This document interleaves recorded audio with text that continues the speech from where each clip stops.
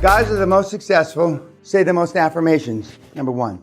The most vivid affirmations, the most bodacious affirmations that are based on their goals. I gave you a way how to say affirmations and how to make goals from the last seminar. It's in your slides. It's also on my website. Number two, the most successful stand at their desk. Stand at their desk. I'm going to say it again. Stand at their desk. They have standing desks. Okay?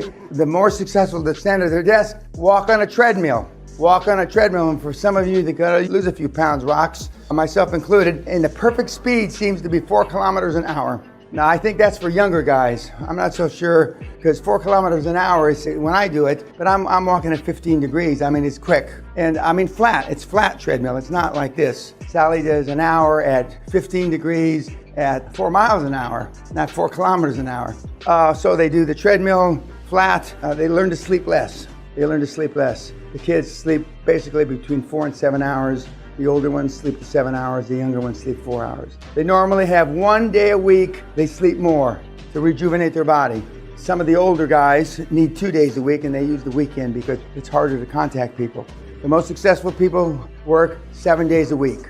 And if they want to take off time with their family, it's 2 or 3 hours on a Sunday, 2 or 3 hours on a Saturday, or whatever that. It doesn't have to be those days, but that's normally when the kids are home from school and you can see them, etc., etc. The most successful guys that have come through the program stay focused, but pivot early.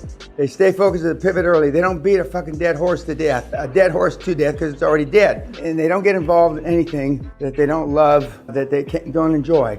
Now, if you don't love and you don't enjoy in the 5th or 6th week, then, I mean, you better pivot, because it's not going to get any better the next 60 weeks. Now, occasional person that is like myself, a transaction junkie, I like the high of the hunt, the kill, and moving on.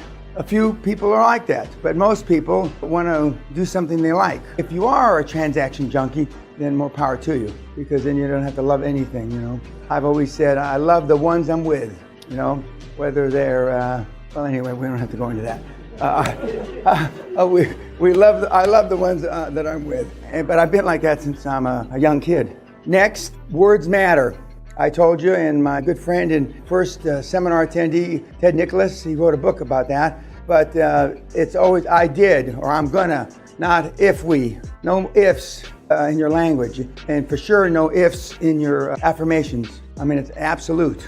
It's 100%. And remember, act as if you have no limits to your abilities. Those guys, now they don't act like I act with no limits to your abilities because they don't have the experience I have. But I mean, Peter Sage is a pretty polished guy, you know, but I remember when he was 21 years old, this is an exaggeration, Peter, with snot hanging out his nose and he couldn't talk.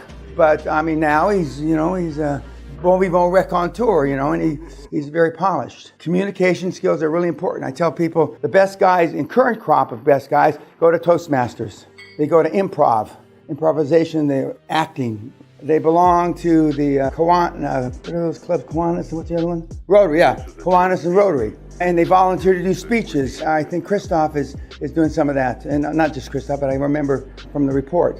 And it works. The 2 best sales courses, Warren Buffett and I have something in common. We both took Dale Carnegie's sales course. Sales 1, I think it is. I mean, it's very fundamental, but it's very good because back in the day when Mr. Buffett was trying to raise money, he couldn't raise any money because everybody asked him, well, what does your dad think? Because his dad was an influential investment guy. Not dissimilar to Derek.